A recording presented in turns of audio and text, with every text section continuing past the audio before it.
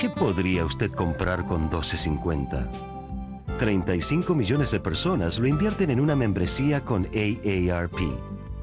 Y con esos $12.50 al año, obtienen acceso a descuentos y muchos beneficios, como servicios legales y financieros, oportunidades para trabajar como voluntario y asistencia gratis en la preparación de sus impuestos.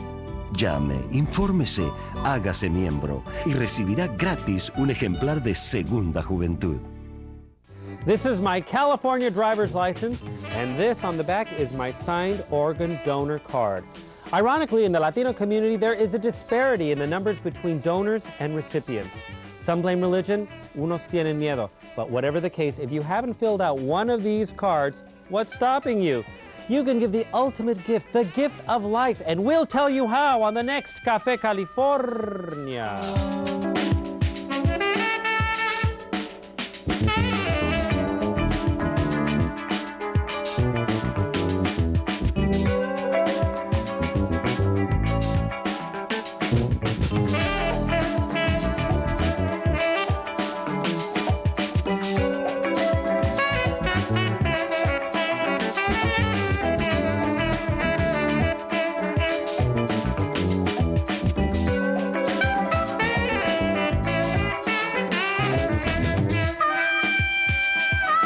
Bienvenidos a Café California. I'm your host, Cris Franco.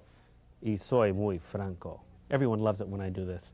This morning, we'll be discussing organ donation. According to Southern California's Organ Procurement Center, 4 out of 5 Latinos needing organ transplants don't receive them because of the fear, misinformation, and the lack of knowledge Latinos have regarding organ donation. And to discuss this alarming fact, we have assembled a wonderful panel. Let's meet them right now.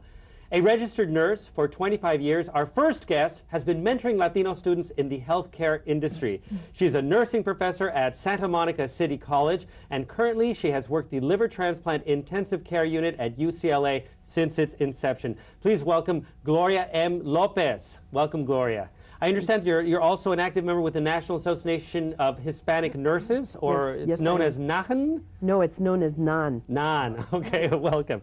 The director of the Transplantation Institute at Loma Linda University Medical Center.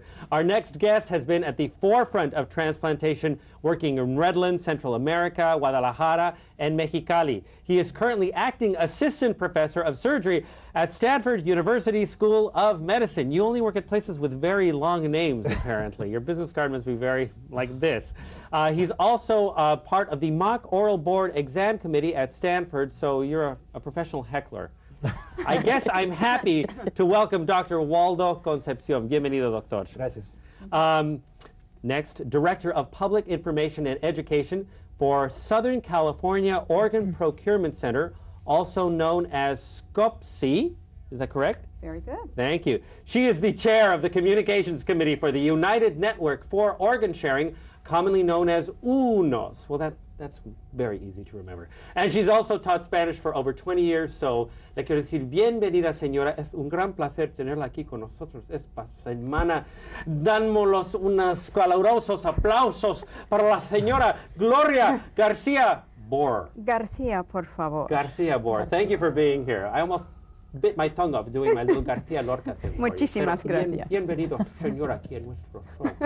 Finally, a successful businesswoman. I met our guest when she and I were both writing and producing at El Show de Paul Rodriguez. Currently, she's Associate Director for Latino Marketing at St. Jude Children's Hospital. And I happen to know that she is the president of the I Heart Piporro fan club. That is totally an inside joke. Please welcome my friend Lupe Ramos Silva. We've known each other a long time. Too long, I think. Thank you for being here, finally. Thank you so much for joining us. I'm going to start the discussion by directing a question to you, Ms. Bor. According to some facts received by your organization, last year we had over 4,600 Latinos that were awaiting donations, but only 900 received transplantation. Why are Latinos so reluctant to donate? That's a good question. Well, that's why I asked it. I think you can also education. It's education, yes. And it's not just Latinos. Today we are talking about our Latino population. But the donation rate has been quite flat over the last 5 years. We've had donation rates of about 5,000 per year, and we feel that there are many reasons for this. One of the greatest, as you mentioned, Lupe, is a lack of education, a need to truly understand what transplant is. Why is it necessary? And what makes it happen? And we really need it, because I know that in my family, we were all talking about my abuelitos had diabetes and la diabetes, and right now I'm very prone to it. That's right. It No, runs but culturally, I think, and I can speak for my own family, is the fear of going into a hospital at their latter part of their years or in an accident, and just thinking that they will not get the care that they really need, that they're actually gonna try not to help the person in order to harvest their organs. And that's been, I can tell you from my mother's own experience, that yes, I we had hear to really, that very regularly, and I'm always amazed, because I have a physician right next to me. A physician. And that's amazing? No. Oh, I see. I'm amazed I see. at the question that a physician's first charge is to save life, and the first life you want to save is that patient. Absolutely. I think that a lot of the commotion about organ donation is based on the fact that education is a key issue here. Sometimes even in the public, people see the donation as an area that will create jeopardy to their own people. Because as we mentioned, they say if they get into an accident, are they going to really save him? Mm-hmm. I know, because we've all seen ER. Absolutely. And we also see the TV shows in which the organs are dropped and people die. That's right. That's But true. They drop them? There was one ER episode No, in it which was I not will not ER. mention the channel and the time, but essentially, we need, as a Latino population, come here and really put the truth and the reality about organ donation and transplantation.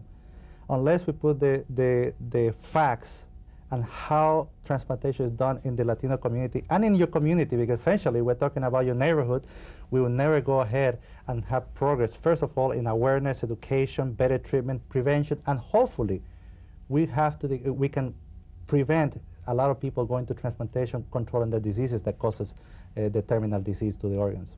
I wanted to ask about religion and how much of it, because when I read these facts, I went to religion, I didn't go to science. I'd love to address that. Go right for it, Gloria. Major religions in the United States are all supportive of organ and tissue transplantation and donation.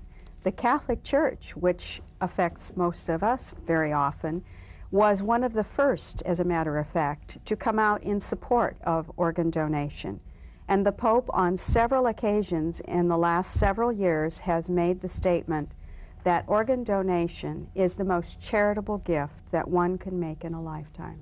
It's the gift that Absolutely. keeps on giving. That's right. Absolutely. And you keep on living on someone else's body, I think. You know, is one of issue the fears. that we encounter in nursing, that when one of our loved ones is in the hospital, we come in for a cure.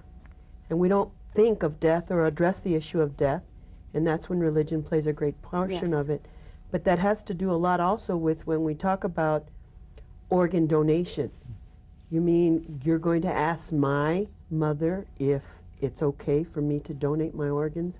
That's a great issue, because we're thinking of life and saving life, and yet for organ donation it requires the death of a person for us to then give that gift of life for someone else. Last night I believe one of the cable channels, they're running a series, and it involved a little girl about 4 or 5 years old who got an entire 5 organs donated. It's a major process which can be done now. And they really addressed that. They said that our child may live, but they were just projecting us what's going on to someone else right now. I mean, it's beautiful and ethereal to think, oh, you are giving life, but it's at a very, very tumultuous time in people's lives there. Well, I think sometimes also the person is reluctant, if they're not well educated, to give an organ, just because, going back to religion, you know, the day of the resurrection, we're supposed to come, you know, with our bodies to heaven. You know, what happens if they have harvest my organs? I'm not going to be whole. But that is the level sometimes of lack of education that St. people Peter's going have. to say, everybody in except